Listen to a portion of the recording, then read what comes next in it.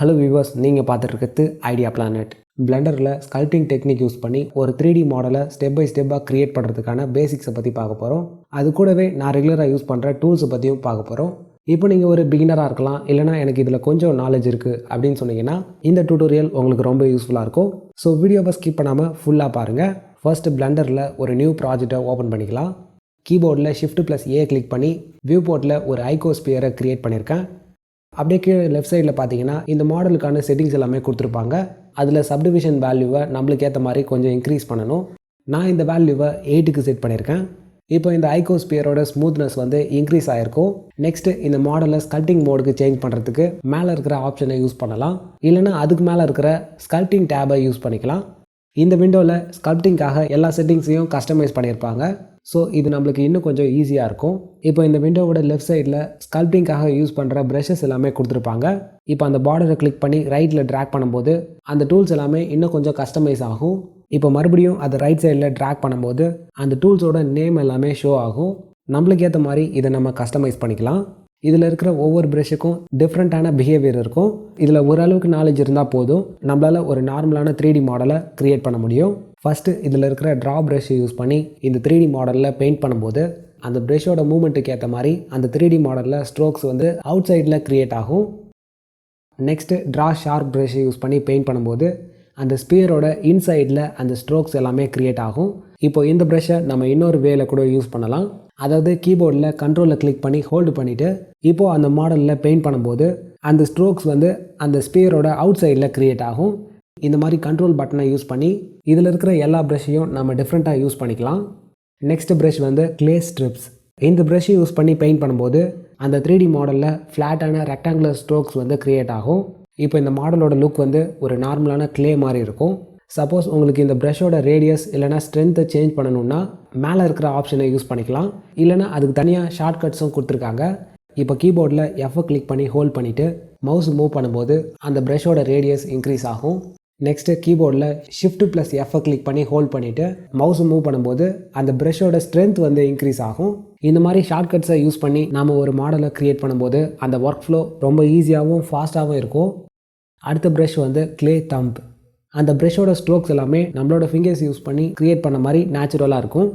கீபோர்டில் Shift+F click பண்ணி இந்த ப்ரஷோட ஸ்ட்ரென்த்தை இன்க்ரீஸ் பண்ணி பெயிண்ட் பண்ணும்போது அந்த தம்போட இம்ப்ரெஷன் நம்மளுக்கு நல்லாவே தெரியும். நெக்ஸ்ட் வந்து லேயர் ப்ரஷ்.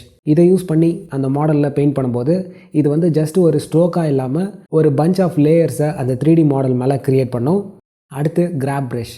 இந்த ப்ரஷோட பிஹேவியர் பற்றி பார்க்கறதுக்கு முன்னாடி மேலே ரைட் சைடில் XYZ ஆப்ஷன்ஸ் இருக்கும். அதில் X ஆப்ஷனை எனேபிள் பண்ணிட்டீங்க அப்படின்னா இதுக்கப்புறமா நம்ம இந்த மாடலோட ஒரு சைடில் க்ரியேட் பண்ணுற மூமெண்ட் எல்லாமே இன்னொரு சைடில் அதுவே மிரர் ஆகிடும். நான் யூஸ் பண்ணுற கீபோர்ட் ஷார்ட்கட்ஸ் எல்லாமே கீழே லெஃப்ட் சைடில் ஷோ ஆகும். அதை நீங்கள் நோட் பண்ணிக்கலாம். இப்போ இந்த கிராப் ப்ரஷ் யூஸ் பண்ணி ஒரு சைடில் நான் அந்த அட்ஜஸ்ட்மெண்ட்டை க்ரியேட் பண்ணும்போது இன்னொரு சைடில் அதுவே மிரர் ஆகுது. இந்த கிராப் ப்ரஷ் வந்து அந்த மாடலில் இருக்கிற வேர்டெக்ஸை யூஸ் பண்ணி அந்த ஸ்ட்ரக்சரை கிராப் பண்ணி நம்மளால் அட்ஜஸ்ட் பண்ண முடியும். இதை யூஸ் பண்ணி இந்த ஸ்பியர் மாடலை ஒரு ஃபேஸ் ஸ்ட்ரக்சர் மாதிரி க்ரியேட் பண்ணிகிட்ருக்கேன். ஸ்கல்ப்டிங் யூஸ் பண்ணி ஒரு மாடலை க்ரியேட் பண்ணுறதுக்கு நிறையா ப்ராக்டிஸ் தேவைப்படும். அதனால ஃபர்ஸ்ட்டு இதில் இருக்கிற பேசிக்கான ஒர்க் ஃப்ளோவை நீங்கள் லேர்ன் பண்ணணும். ஓகே, இப்போ இந்த மாதிரி ஒரு பேசிக்கான ஸ்ட்ரக்சரை க்ரியேட் பண்ணதுக்கப்புறமா மேலே ட்ரா ஷார்ப் ப்ரஷ்ஷை யூஸ் பண்ணி இந்த மாடலில் இன்னும் கொஞ்சம் டீட்டெயில்ஸை ஆட் பண்ணலாம். நெக்ஸ்ட் ப்ரஷ் வந்து ஸ்னேக் ஹூக். இதை யூஸ் பண்ணி பெயிண்ட் பண்ணும்போது இந்த மாதிரி ஸ்ப்ளைன்ஸ் எல்லாமே க்ரியேட் ஆகும். ஆனால் இதில் ஒரு பிரச்சனை இருக்குது. இதை நீங்கள் எடிட் மோடில் பார்த்தீங்கன்னா அந்த ஸ்ப்ளைன்ஸ் எல்லாமே அந்த வேர்டெக்ஸால் ரொம்பவே டிஸ்டர்ப் ஆகிருக்கும். அந்த பேஸ் மாடலில் அந்த வேர்டெக்ஸ் எல்லாமே ஈக்குவலாக இருக்குது. இப்போ நம்ம இந்த ஸ்னேக் ஹூக்கை யூஸ் பண்ணதுனால அந்த ஸ்ப்ளைன்ஸில் மட்டும் கொஞ்சம் டிஸ்டர்ட் ஆகிருக்கு. இந்த இடத்துல நம்ம இன்னும் கொஞ்சம் வேர்டெக்ஸை ஆட் பண்ணணும். இப்போ கீபோர்டில் டேபை கிளிக் பண்ணி ஸ்கல்ப்டிங் மோடை எனேபிள் பண்ணிவிட்டு மேலே ரைட் சைடில் பார்த்தீங்கன்னா ரீமேஷ் அப்படின்னு ஒரு ஆப்ஷன் இருக்கும். அதை கிளிக் பண்ணி அதில் இருக்கிற ஓக்சல் வேல்யூவை 0.01க்கு செட் பண்ணிவிட்டு கீழே இருக்கிற ரீமேஷ் ஆப்ஷனை கிளிக் பண்ணிங்கன்னா அந்த மாடலோட வேர்டெக்ஸ் எல்லாமே நார்மல் ஆகிடும். இப்போ டேபை கிளிக் பண்ணி இதை எடிட் மோடில் பார்க்கும்போது இந்த பாலிகான்ஸ் எல்லாமே ஈக்குவலாக ஸ்ப்ரெட் ஆகிருக்கும். ஆனால் அந்த ஏரியாவில் ஸ்மூத்னஸ் வந்து கொஞ்சம் டிக்ரீஸ் ஆகிருக்கு. அதை நம்ம மேனுவலாக பெயிண்ட் பண்ணிக்கலாம். இப்போ மறுபடியும் கீபோர்டில் டேபை கிளிக் பண்ணி வியூ போர்ட்டை ஸ்கல்ப்டிங் மோடுக்கு சேஞ்ச் பண்ணிவிட்டு இந்த ஸ்ப்ளைன்ஸை நம்மளுக்கு தேவைப்படுற மாதிரி இன்னும் கூட பெயிண்ட் பண்ணிக்கலாம். இந்த மாதிரி இந்த ரீமேஷ் ஆப்ஷனை உங்களுக்கு எங்கே தேவைப்படுதோ அங்கே யூஸ் பண்ணிக்கலாம். இப்போ லெஃப்ட் சைடில் ஸ்மூத் ப்ரஷ் யூஸ் பண்ணி அந்த ஸ்ப்ளைன்ஸோட ஸ்மூத்னஸை இன்க்ரீஸ் பண்ணலாம். அடுத்த டூல் வந்து மாஸ்க். இந்த டூல் யூஸ் பண்ணி இந்த 3D மாடலில் பெயிண்ட் பண்ணும்போது அந்த ஏரியா வந்து கிரே கலராக கன்வெர்ட் ஆகும். இந்த வியூ போர்ட்டில் மிரர் ஆப்ஷன் எனேபிளாக இருக்கிறதுனால இந்த ப்ரஷோட இம்பேக்ட் வந்து இந்த மாடலோட 2 சைட்லேயும் இருக்கும். இப்போ கீபோர்டில் Ctrl+I கிளிக் பண்ணிங்கன்னா இந்த மாஸ்க் வந்து இன்வெர்ட் ஆகிடும். அதாவது நம்ம பெயிண்ட் பண்ண இடத்த தவிர மற்ற ஏரியா எல்லாமே இந்த பெயிண்டால் கவர் ஆகிடும். இப்போ இந்த மாடலில் கிராப் ப்ரஷ் யூஸ் பண்ணி பெயிண்ட் பண்ண போகிறேன். கீபோர்டில் F கிளிக் பண்ணி இந்த ப்ரஷோட ரேடியஸை இன்க்ரீஸ் பண்ணிக்கலாம்.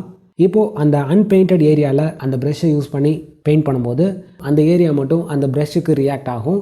மற்றபடி அந்த மாடலோட பெயிண்ட் ஆகிருக்கிற ஏரியா எதுவுமே மூவ் ஆகாது.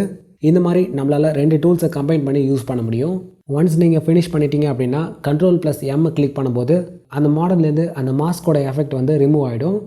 அடுத்ததாக ட்ரா ஷார்ப் ப்ரஷ்ஷை யூஸ் பண்ணி இந்த மாடலில் இன்னும் கொஞ்சம் டீட்டெயில்ஸை ஆட் பண்ணலாம். இப்போது இந்த மாடலை உங்களுக்கு தேவைப்படுற மாதிரி டிஃப்ரெண்ட்டான ஃபைல் ஃபார்மேட்ஸில் எக்ஸ்போர்ட் பண்ணணும். மேலே இருக்கிற ஆப்ஷன் யூஸ் பண்ணி லே அவுட் விண்டோவை ஓப்பன் பண்ணுங்கள். இப்போ இந்த மாடலை எடிட் மோடுக்கு கன்வெர்ட் பண்ணி பார்த்தீங்கன்னா இதில் நிறையா வேர்டெக்ஸ் ஆட் ஆகிருக்கு. இந்த மாடலை நம்ம இதே மாதிரி எக்ஸ்போர்ட் பண்ணோம் அப்படின்னா இந்த ஃபைலோட சைஸ் வந்து ரொம்பவே அதிகமாக இருக்கும். அதனால் இதில் இருக்கிற பாலிகான்ஸை நம்ம ரெடியூஸ் பண்ணணும். ரைட் சைடில் மாடிஃபையர் டேபை ஓப்பன் பண்ணிவிட்டு மேலே ஆட் மாடிஃபையரை கிளிக் பண்ணி டெசிமேட் மாடிஃபையரை ஆட் பண்ணுங்கள். இப்போ அந்த ரேஷியோ வேல்யூ 1ல் இருக்கும். அதை 0.2க்கு சேஞ்ச் பண்ணணும். இப்போ இந்த மாடலோட பாலிகான்ஸ் எல்லாமே நாம் யூஸ் பண்ணுற மாதிரி நார்மலாக ரெடியூஸ் ஆகிருக்கும். இப்போ இந்த டெசிமேட் மாடிஃபையரை இந்த மாடலில் அப்ளை பண்ணதுக்கப்புறமா இந்த மாடல் வந்து எக்ஸ்போர்ட் பண்ணுறதுக்கு ரெடி ஆகிடும். இப்போ கீபோர்டில் டேப் பட்டனை கிளிக் பண்ணி பார்த்தீங்கன்னா அந்த பாலிகான்ஸ் எல்லாமே முதல்ல இருந்ததை விட கொஞ்சம் ரெடியூஸ் ஆகிருக்கும். ஃபைனலாக இதை உங்களுக்கு தேவைப்படுற மாதிரி OBJ இல்லைனா FBX ஃபைல் ஃபார்மேட்டாக கன்வெர்ட் பண்ணிக்கலாம். அடுத்து இந்த ஹியூமன் ஸ்ட்ரக்சரோட பேஸ் மாடலில் இப்போ நம்ம போஸ் ப்ரஷ்ஷை யூஸ் பண்ண போகிறோம். 3D கேரக்டரில் இருக்கிற வேர்டெக்ஸை யூஸ் பண்ணி இந்த ப்ரஷ் வந்து அந்த மாடலோட போஸை டிஃபைன் பண்ணும். இதை யூஸ் பண்ணி ஒரு மாடலை ரிக் பண்ணுறதுக்கு முன்னாடி அந்த கேரக்டரில் டிஃப்ரெண்ட்டான போஸஸை நம்மளால் க்ரியேட் பண்ண முடியும். இந்த போஸ் ப்ரஷ்ஷை யூஸ் பண்ணி நம்மளால் கிளாத் சிமுலேஷனை கூட க்ரியேட் பண்ண முடியும். இப்போ ரைட் சைடில் இருக்கிற டேப்பில் அந்த போஸ் ப்ரஷ்ஷோட செட்டிங்ஸ் எல்லாமே இருக்கும். அதில் இருக்கிற டிஃபார்மேஷன் ஆப்ஷனை கிளிக் பண்ணி கிளாத் சிமுலேஷனை எனேபிள் பண்ணதுக்கப்புறமா இந்த போஸ் ப்ரஷ் வந்து டிஃப்ரெண்ட்டாக ஒர்க் ஆகும். நெக்ஸ்ட் வந்து கிளாத் ப்ரஷ். இந்த ப்ரஷ் யூஸ் பண்ணி பெயிண்ட் பண்ணும்போது அந்த மாடலில் ரேண்டமாக கிளாத் சிமுலேஷனை க்ரியேட் பண்ணும். ஸ்கல்ப்டிங் பண்ணும்போது மேனுவலாக கிளாத்தை க்ரியேட் பண்ணுறதுக்கு பதிலாக இந்த மாதிரி சிமுலேஷன்ஸை யூஸ் பண்ணுறது ஈஸியாக இருக்கும். இப்போ இந்த ப்ரஷோட ஸ்ட்ரென்த்தை நம்ம இன்க்ரீஸ் பண்ணும்போது அந்த மாடலில் இந்த சிமுலேஷனோட இம்பேக்ட் இன்னும் கொஞ்சம் அதிகமாக இருக்கும்.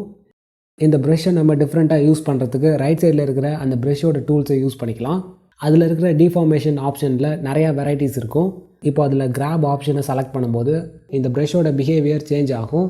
இப்போ அந்த ப்ரஷ் யூஸ் பண்ணி பெயிண்ட் பண்ணும்போது அந்த கிளாத்தை கிராப் பண்ணி நம்மளால் மூவ் பண்ண முடியும். இந்த மாதிரி தான் இந்த சிமுலேஷன்ஸ் எல்லாமே ஒர்க் ஆகும். அடுத்ததாக பார்க்க போகிற டூல் பவுண்ட்ரி ப்ரஷ். இப்போ இது யூஸ் பண்ணி பெயிண்ட் பண்ணும்போது அந்த மாடலோட பவுண்ட்ரியை கால்குலேட் பண்ணிவிட்டு கிளாத் சிமுலேஷன் யூஸ் பண்ணி அதை நம்மளால் பெண்ட் பண்ண முடியும். இப்போ நான் இதை இன்சைடில் பெண்ட் பண்ணியிருக்கேன். நம்மளுக்கு தேவைப்படுற மாதிரி நாம் இதை அவுட் சைடில் கூட பெண்ட் பண்ணிக்கலாம். இந்த கிளாத் சிமுலேஷன் டூலில் இன்னும் நிறையா இருக்குது. இப்போது ஒரு கேரக்டரோட மாடலை க்ரியேட் பண்ணதுக்கப்புறமா இப்போது அதில் கிளாத் ஆட் பண்ணணும். இதை நம்ம ஈஸியாக கிளாத் சிமுலேஷன் யூஸ் பண்ணி க்ரியேட் பண்ண முடியும்.